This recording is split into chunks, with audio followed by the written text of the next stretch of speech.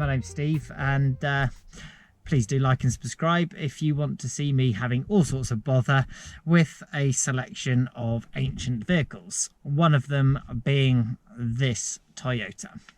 In the last video we did the front brakes on this, and just afterwards I thought it'd be a really good idea to do the shock absorbers. Apart from having no skin left on my hands, burnt fingers, and having done an awful lot of swearing off camera, I was really happy with the way the car drove after I had put on the new shock absorbers. Until I was driving home from work earlier on, and I noticed a rattle. So I zipped off the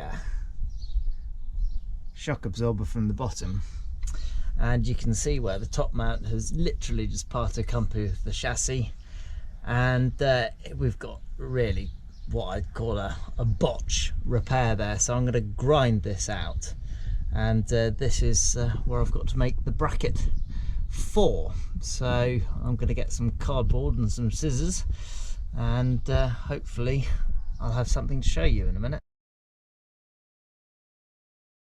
Let's just get this box open.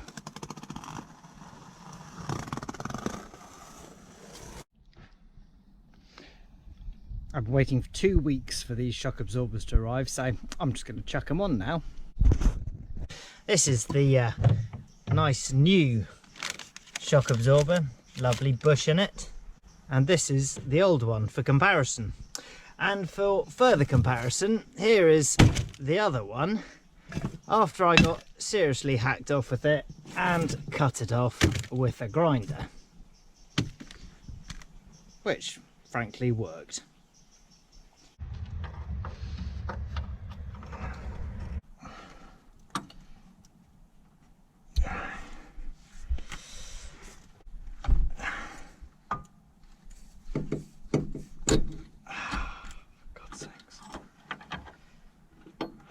This side I've actually got fuel lines in the way, so it's proving a little bit of a pain to get this nut over the top of the thing. So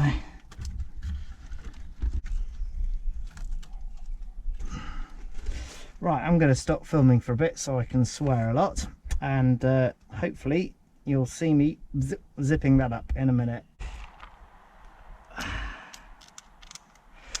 Well, that was the dictionary definition of an absolute pain in the backside. But, assuming I can get this bottom nut in, that is a good one as far as jobs go. So if you're doing this yourself, just be prepared.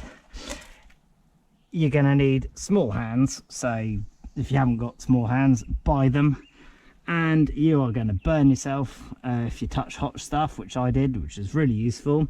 Get a skin in your knuckles, and you are going to ruin whatever you're wearing. But I've done it,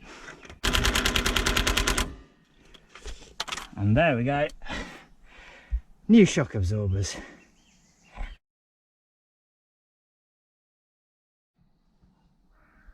So this is what's left of the top shock absorber mount. As you can see, it has totally come away. So I'm going to use this cardboard, I'm going to make up a template, and hopefully we'll have a bracket back on later on today.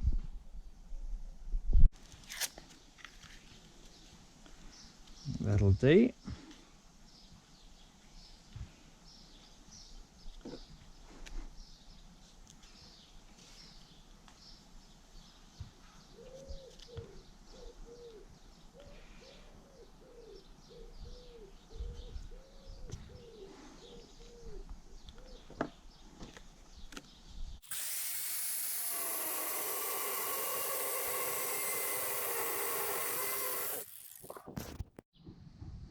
Right, that's the templates done their job. I've cut out the steel plate that I need. What's that, about 8mm steel. Hopefully that should be fine. And I've also got a square plate washer, which I'm just going to zip onto there once I've determined the actual right angle of set for this, because this is going to be where the shock absorber is attached. So a bit more lying underneath the car. Oh joy. So I've got to put the wire into this, and with any luck that's not going to ping off.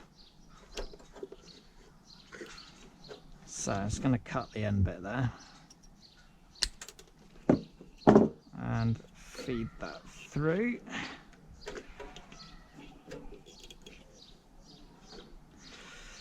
And into there. So yeah, so this is a flux core welder, so there isn't any gas, which is a good thing. I'm not quite sure how far to feed this through, so I'm just going to give it a bit of a shove and then lock that back down, close that.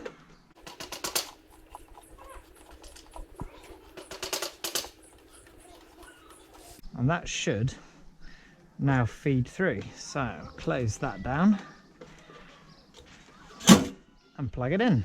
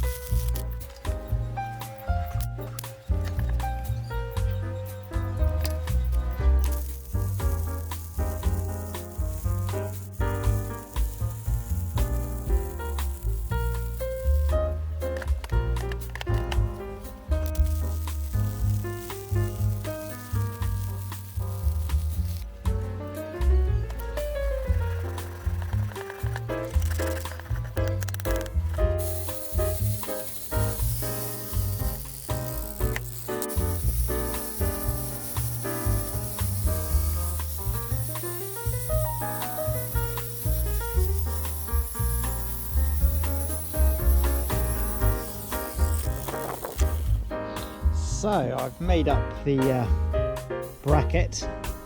It's not perfect, but I'm sure it'll probably do.